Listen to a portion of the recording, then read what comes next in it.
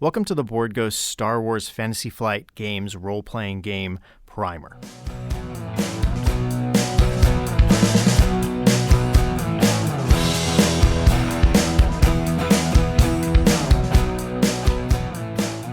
Fantasy Flight Games has been putting out a series of Star Wars-themed role-playing games.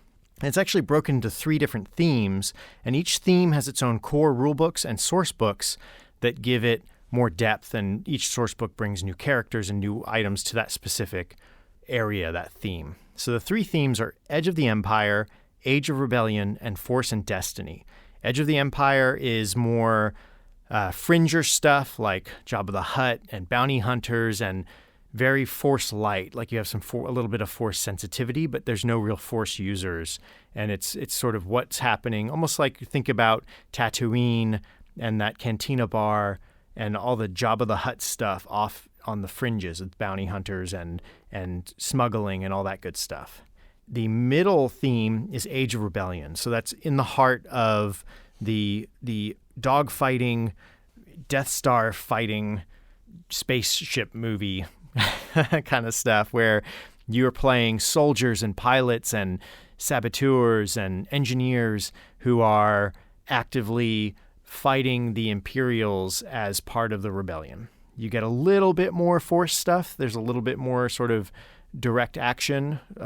Again, if you were to take the sort of path of the movies, it's sort of like Edge of the Empire is like the first half of A New Hope, and Age of Rebellion is like the second half of New Hope, when Luke is now flying his own ship and using the Force himself directly against the Empire. But using the Force is more of just sensitivity, like making a true shot.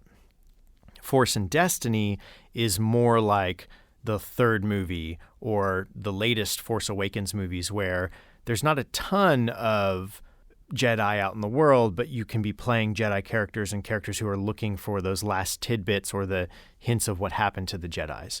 So those are the 3 themes that you can play in. And this is a game-mastered game. So you have someone who's controlling the world and all the NPCs, the non-player characters, and who also sort of sets the difficulty of tasks and trials in the world that everyone else who's playing, the players who are playing their characters, are playing. So your game masters and players, you play with maybe one game master and 3 or 4 or 5 players the players are working as a group to work their way. They're the ones sort of determining where the path for their characters within the narrative, while the game master controls the staging and adversaries and challenges and obstacles and sort of all the narrative kinks that give traction to moving forward for the players.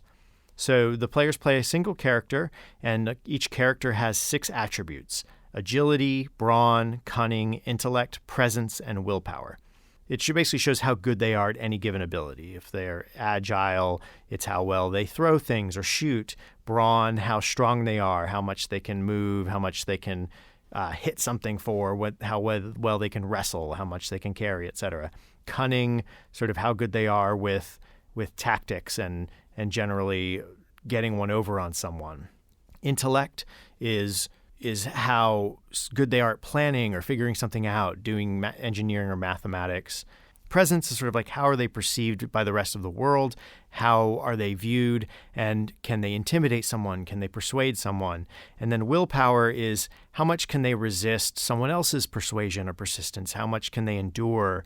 How much can they sort of work through if someone's trying to, say, affect their mind with Jedi powers, or torture them into telling them something, or try to get them to believe something that may or may not be true.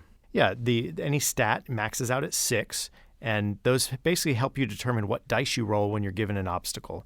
So what will happen is you'll take the pool of die and you'll match it to the abilities that you have. And the way that works is there are 6 die in the game. They're sort of unique to this game. They're proprietary.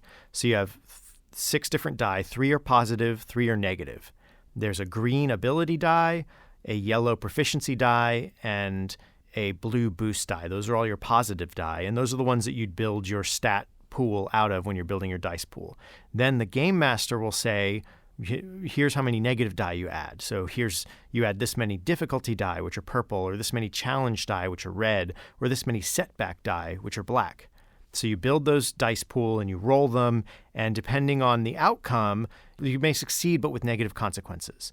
Or you could fail but with positive consequences. So you may miss your shot, but the ensuing blast makes the next person's shot, the person you're shooting against, have to duck, or obscures their vision when they go to shoot back at you or shoot it at your party or your buddies. So the dice are really set up so that there's success and failure, like you would normally have in a sort of D&D, like did you hit the right number to get this kind of thing. But there's also a narrative aspect to the die where do things go poorly or do they go well for you in the course of this? So you may do fantastic, but overextend yourself. You may have just like leapt across a thing and did a somersault and it was amazing, but you land in the middle of a bunch of stormtroopers. So that's sort of those are the mechanics. They're very simple. And in our show, we will tend to cut out the mechanics, but you can hear us say, hey, make a brawn check or make a cunning check. So there's proficiency checks that the game master will tell the people to make based on what they're trying to do.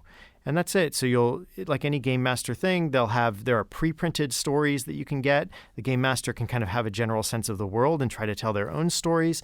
And it's still collaborative in that the characters are making decisions and the game master is telling them how difficult those decisions are to fulfill and then determining what the outcome is and how that affects the story moving forward.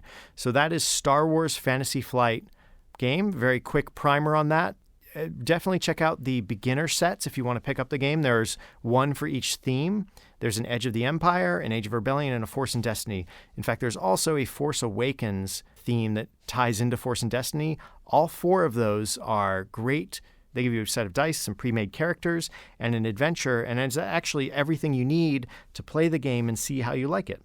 That's how you play Fantasy Flight's Star Wars role-playing game.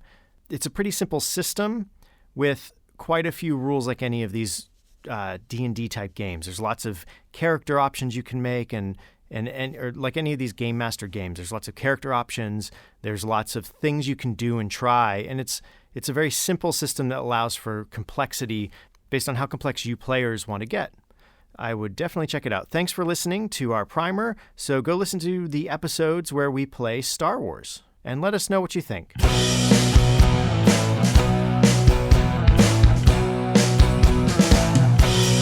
Living is a highway, then heaven is a bus stop. Been waiting for a minute there, but has it been forever? 'Cause dying don't agree with me, no. Dying don't agree with me.